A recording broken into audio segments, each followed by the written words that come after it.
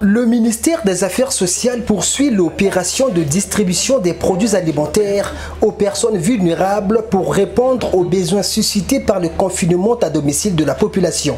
Ici, à l'Institut des jeunes sourds de Brazzaville, les personnes vivant avec handicap regroupées au sein des associations et dûment enregistrées par le ministère attendent chacune son tour pour être servies. Devant cette table, les agents des affaires sociales vérifient et certifient les listes des associations bénéficiaires avant d'ordonner la livraison. Une tâche qui suscite bien des discussions entre agents et potentiels bénéficiaires. Le 22 a été déposé par moi. Oui, la liste est où? C'est avec vous et le récépissé. Nous n'avons que ça. Non, demandez la DER. Je vous dis que nous n'avons que ça. Quand vous dites vous, la DER c'est lui. Voilà. Ici c'est pas la DER. C'est pas la DER. Ils reconnaissent là qu'ils n'ont pas. Des discussions, mais également des réclamations comme ici, entre le technicien du ministère et le président de l'association Lisanga, regroupant les malvoyants.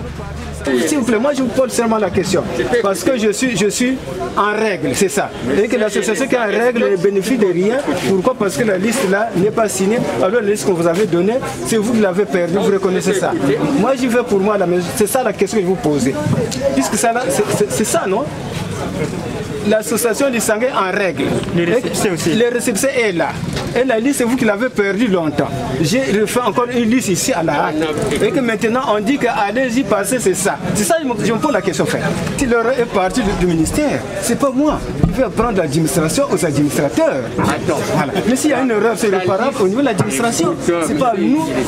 Après explication et grâce à la compréhension de la conseillère, la liste de Lisanga a été acceptée et l'association servie à la base d'une décharge du technicien du ministère qui reconnaît avoir reçu la liste originale de la structure.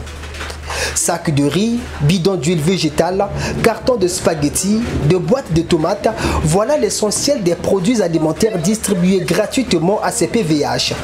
Une distribution assujettie à la présentation des moyens de transport par le bénéficiaire, seule condition imposée par les agents humanitaires. Une exigence remplie par Alain, gérant d'une association de 64 adhérents. Oui, ça va, ça se passe très bien, nous sommes bien reçus. Quand vous arrivez, il suffit seulement de présenter la liste des membres sur toutes les associations, présenter la liste, voilà, le tout se passe très bien.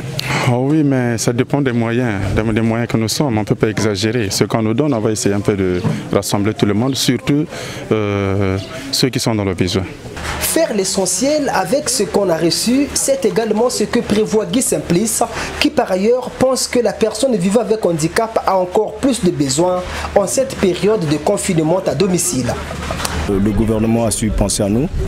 Je les remercie et j'en suis très reconnaissant et très ravi de tout ce que le ministère des Affaires sociales vient de faire à notre égard. Oh Bob, on fera avec, on ne peut rien par rapport à la conjoncture.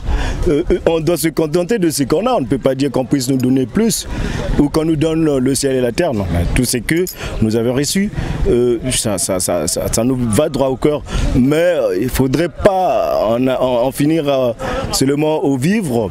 Il nous manque aussi un peu d'argent parce qu'il y a plein de choses qui est derrière ce Covid-19. Vu le temps qu'on nous a confinés, ce que nous subissons, c'est que nous-mêmes qui le connaissons. Selon les chiffres mis à notre disposition sur place, plus de 40 associations et regroupements des personnes vivant avec handicap seront servis ce 9 mai, ici, à l'Institut des jeunes sourds de Brazzaville.